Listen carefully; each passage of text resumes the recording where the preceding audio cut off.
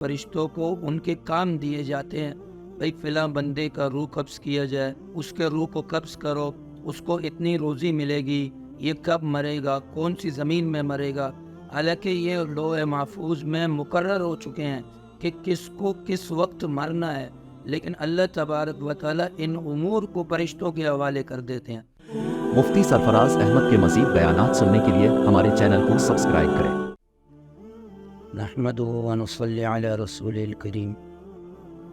آج میں آپ حضرات کے سامنے شب برات کے بارے میں کچھ عرض کروں گا۔ اصل میں عرب لوگ اسے کہتے ہیں لیلۃ النصف شعبان، یہ عجم لوگوں کے نزدیک شب برات کہلاتا ہے۔ یعنی شب برات ابن ماجہ کی روایت کے مطابق کہ اللہ کے رسول نے فرمایا کہ راتوں کو عبادت کرو، دن میں روزہ رکھو، لیکن اس حدیث میں کلام ہے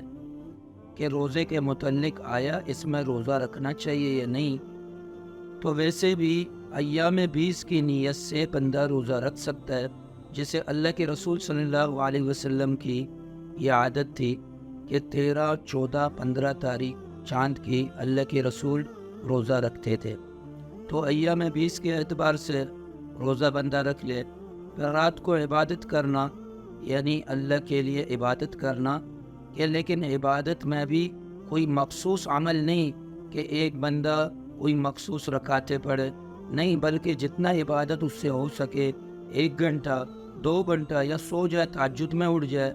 یعنی اس میں بھی کوئی مخصوص چیز نہیں ہے کہ بندہ رات کو عبادت کرے، لیکن اس میں لازم یہ کہ فجر کی نماز بھی ادا کرے۔ بعض لوگ راتوں کو تو جاگتے ہیں لیکن فجر کی نماز سے محروم رہ جاتے ہیں، تو حالانکہ فجر کی نماز فرض ہے اور یہ فرض چھوٹ جاتا ہے، اس میں بڑا نقصان ہے۔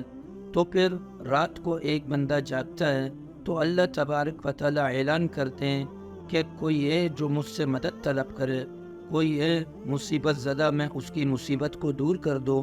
اب اللہ اعلان کر رہے ہیں تو رات کو جاگ کے اللہ کے سامنے جستجو کرنا، اللہ سے مانگنا، مدد طلب کرنا۔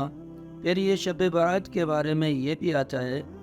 کہ فرشتوں کو ان کے کام دیے جاتے ہیں، بھئی فلاں بندے کا روح قبض کیا جائے، اس کے روح کو قبض کرو، اس کو اتنی روزی ملے گی، یہ کب مرے گا، کون سی زمین میں مرے گا۔ حالانکہ یہ لوح محفوظ میں مقرر ہو چکے ہیں کہ کس کو کس وقت مرنا ہے، لیکن اللہ تبارک و تعالیٰ ان امور کو فرشتوں کے حوالے کر دیتے ہیں۔ یعنی سال کے جو امور ہیں ان کو، سال کے جو معاملے ہیں ان کو فرشتوں کے حوالے کر دیتے ہیں، باقی یہ سب سے پہلے لوح محفوظ میں لکھ دیے چکے ہیں کہ کس کو کس وقت مرنا ہے، کس زمین پر مرنا ہے، کتنی اسے رزق ملے گی، کتنی اس کی روزی ہے، یہ سارا کچھ اللہ نے لوح محفوظ میں لکھ دیا ہے۔ تو یہ صرف فرشتوں کا کام یہ ہے کہ ان پر عمل کرنا، اللہ کے حکم کی تابعداری کرنا، جو اللہ نے انہیں حکم دیا اس حکم کو پورا کرنا۔ باقی اللہ تبارک و تعالیٰ نے ہر انسان کی جو پیدائش سے لے کر موت تک کی زندگی ہے، اللہ تبارک و تعالیٰ نے وہ مقرر کر دی۔ اب ایک اس میں ایک یہ عمل ہے کہ اللہ کے رسول ایک مرتبہ جنت البقیع قبرستان میں چلے گئے شب برات کی، تو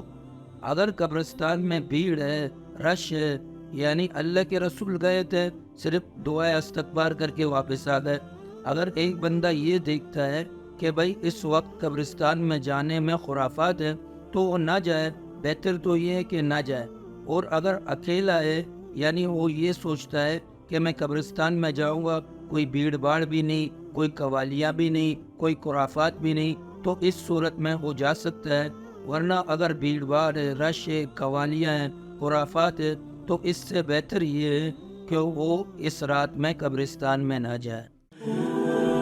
مفتی سرفراز احمد کے مزید بیانات سننے کے لیے ہمارے چینل کو سبسکرائب کریں۔